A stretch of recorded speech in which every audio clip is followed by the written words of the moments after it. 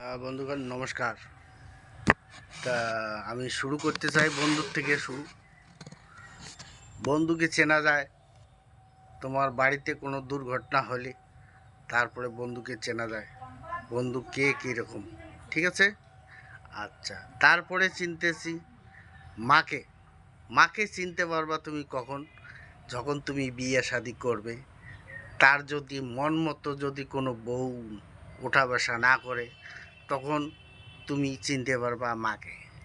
তখন তোমার মা কী করবে? দোষ হলেও বলবে, না হলেও বলবে। ছেলে এখন বউয়ের কথায় উঠবোস করে সব কিছু, বুঝলা? আচ্ছা, তারপরে যাচ্ছি ভাইয়ের প্রশ্নে। ভাইকে কখন চিনতে পারবে? যখন তুমি কোনো রাস্তায় ঘাটে কোনো রোগ ব্যাধি হোক, যে কোনো হোক, কোনো দুর্ঘটনায় পড়বে, তখন তুমি ভাইকে চিনতে পারবে। ঠিক আছে? আচ্ছা, বাবাকে কখন চিনবে? বাবাকে তো চিনতে হবে। তো বাবাকে চিনবে কখন? যখন দেখবা কোনো তোমার চাকরি বাকরি নাই, কোনো ইনকাম নাই, কোনো অসুবিধে পড়ে গেলা, হট করে তোমার চাকরি ধমে মানে একটা কাজ হাত থেকে ছুটে গেল, তখন বাবাকে চিনতে পারবা। ঠিক আছে? ওই রকম বউকেও তুমি তখন চিনতে পারবা যখন তোমার কোনো ইনকাম হট করে বন্ধ হয়ে যাবে, কোনো ধাপ করে বন্ধ হয়ে গেল একটা ইনকাম, যে আগে ইনকাম করছিলা সেই ইনকাম নাই। তো তখন তুমি চিনতে পারবা বউকে। তখন তোমার বউ কীরকম ব্যবহার করে, তখন চিনতে পারবা।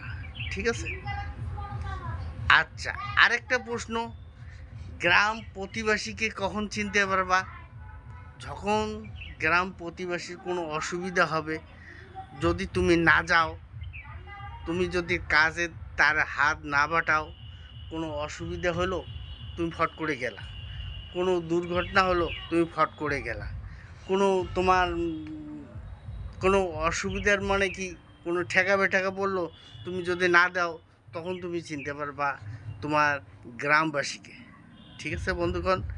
আচ্ছা, আরেকটা প্রশ্ন হয়েছে বন্ধুগণ, আত্মীয় স্বজনকে কখন চিনতে পারবা? আত্মীয় স্বজন তোমার বাড়িতে যখন আসবে, তাকে যদি সেবা শান্তি ঠিক মতো না করো, সম্মান ঠিক মতো না করো, তখন তোমার বাড়ির থেকে তো আসলেও ঠিক, বাড়ি থেকে যখন চলে যাবে, তখন তুমি আত্মীয় স্বজনকে চিনতে পারবা। দোবারা তোমার সঙ্গে কোনো ইয়ে করবে না। যাই হোক বন্ধুগণ, নমস্কার, এখানে রাখলাম।